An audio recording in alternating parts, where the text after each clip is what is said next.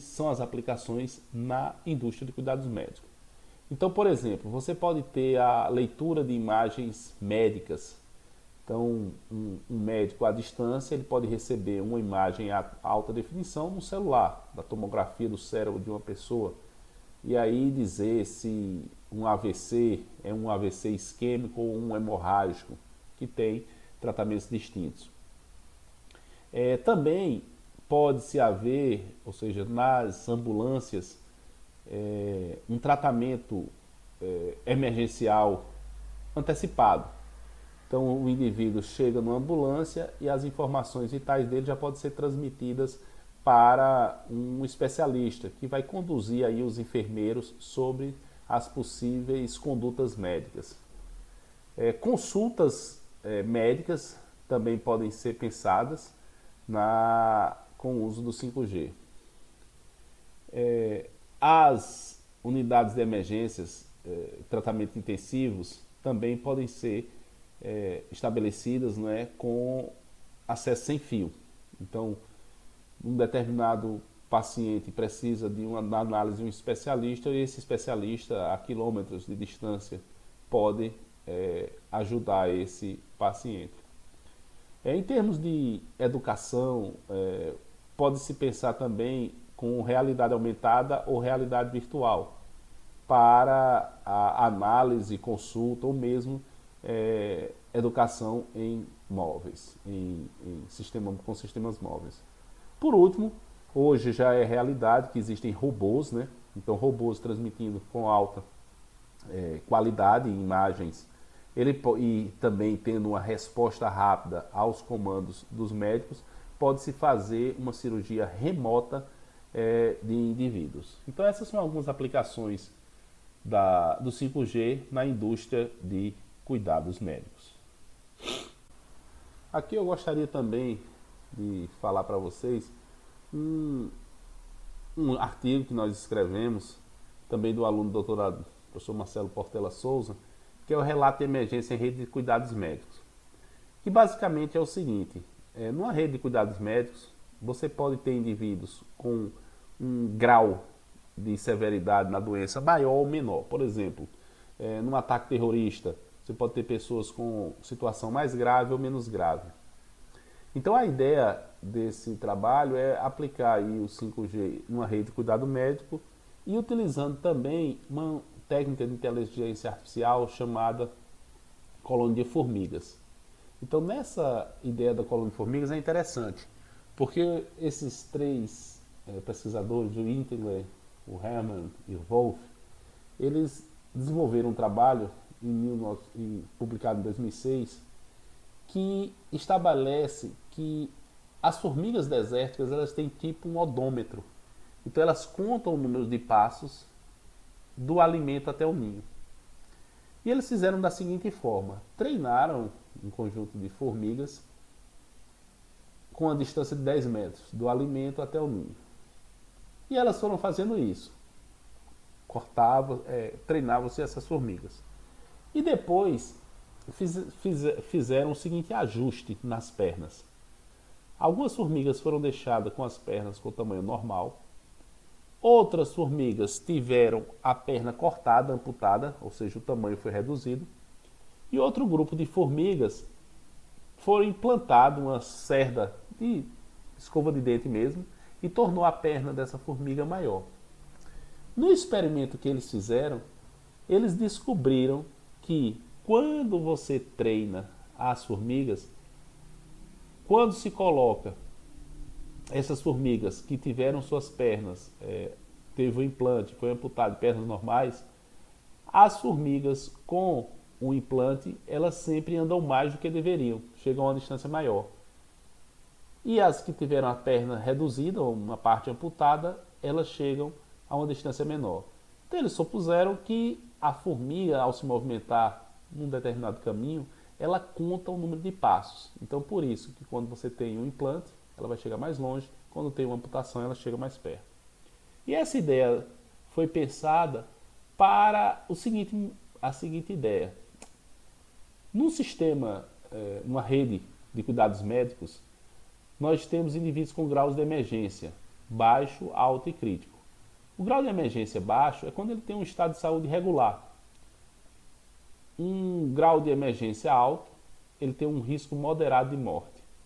E um grau de emergência crítico, um risco expressivo de morte. Então essa ideia foi pensada da seguinte forma: em função do grau de emergência, você pode alocar dinamicamente os recursos das redes, então prover acesso aos indivíduos que estão no grau de emergência crítico.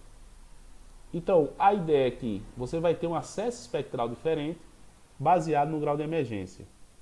E as formigas desérticas, o algoritmo da colônia de formigas, você vai ter os diferentes comprimentos de pernas relacionados com diferente desempenho, taxa de transmissão. Então, a rede de cuidado médico, ela vai ser baseada quando você tiver um bloco de transmissão de um paciente de grau crítico, tem que ser maior do que o bloco de transmissão num paciente de grau alto. Então, a ideia é que você tenha diferentes comprimentos de bloco para uso espectral primário oportunístico, dependendo do diferente desempenho dos nós, dos pacientes. E pensando da seguinte forma: o grau de emergência baixo corresponderia às formigas com a perna amputada, o grau alto, formiga com as pernas normais, e o grau baixo, a formiga com pernas implantadas. E a taxa de comprimento de bloco vai ser o comprimento de bloco para transmissão permitido para um paciente com grau alto sobre o comprimento de bloco permitido para um paciente com grau crítico. Então essa é a taxa de comprimento de bloco para você fazer o acesso ao canal espectral primário. E o grau de emergência baixo, ele ficaria apenas a uma rede secundária, restrito a uma rede secundária. Enquanto que os pacientes com o grau de emergência alto e crítico, eles teriam uma regra de ocupação determinada pela taxa de comprimento de bloco.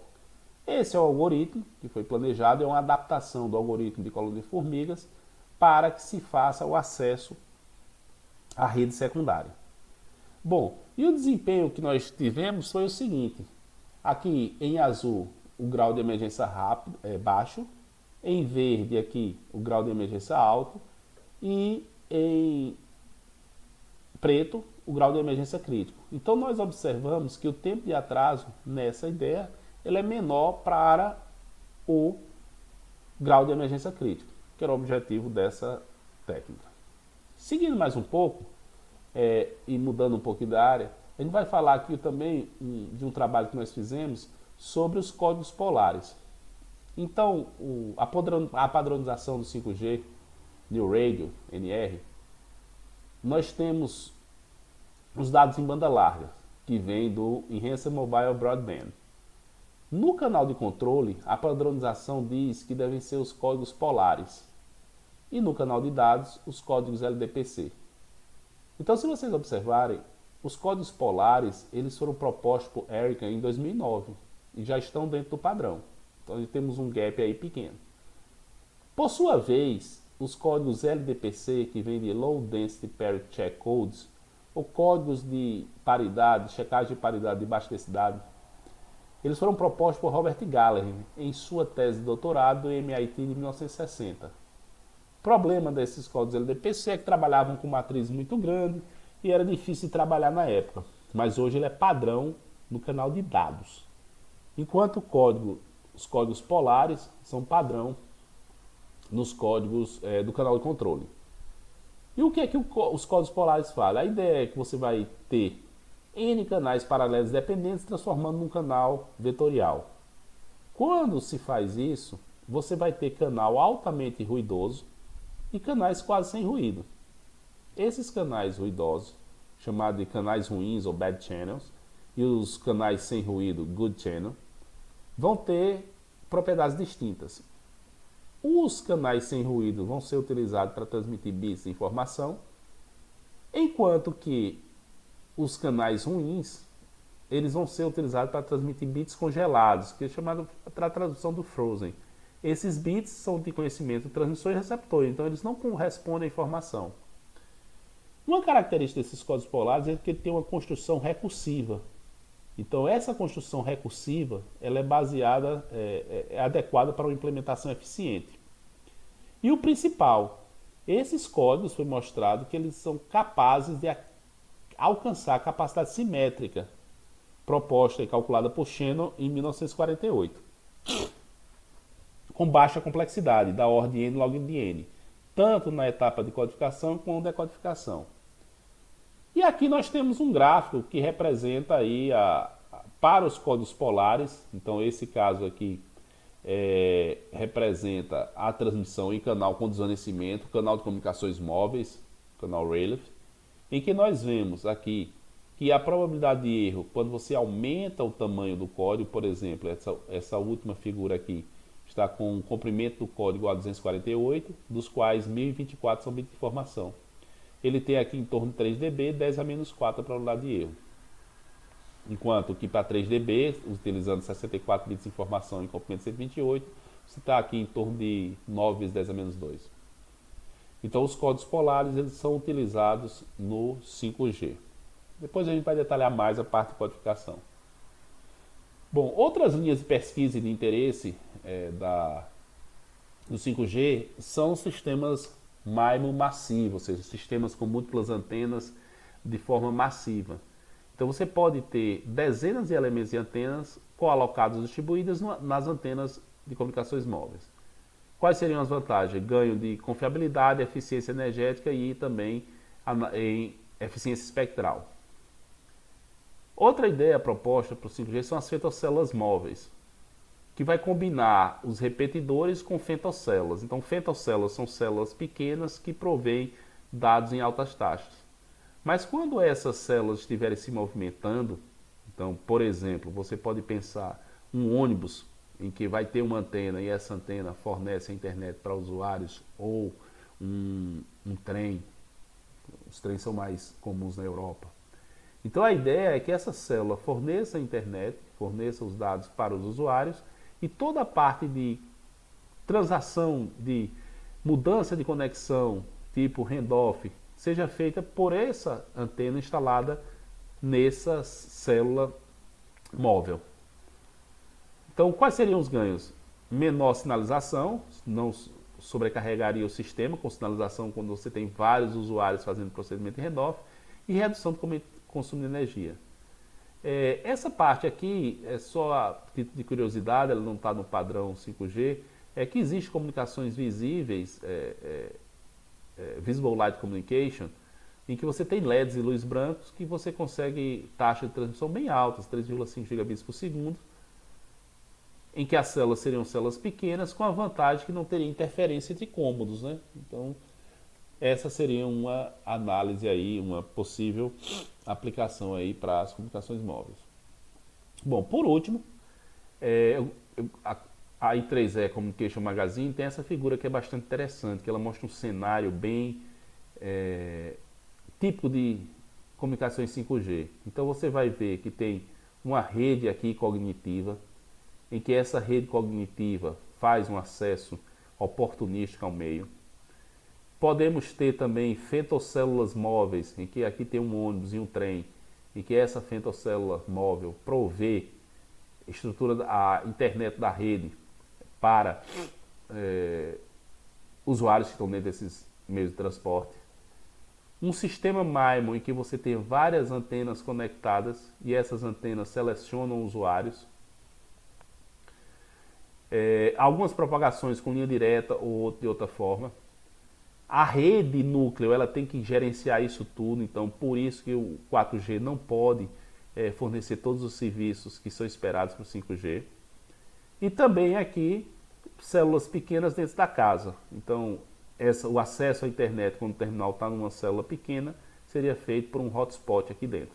E aqui ele ainda coloca que podemos ter comunicação por luz visível dentro das casas. Bom, por último, só aqui tem duas referências, uma do professor Marcelo Alencar, que é telefonia celular digital, e o professor do ISWAMI, Wireless Communication System da Cambridge. O contato por e-mail pode ser feito a qualquer momento, aslon@ca.ufpb.br. Então, muito obrigado pela atenção de todos.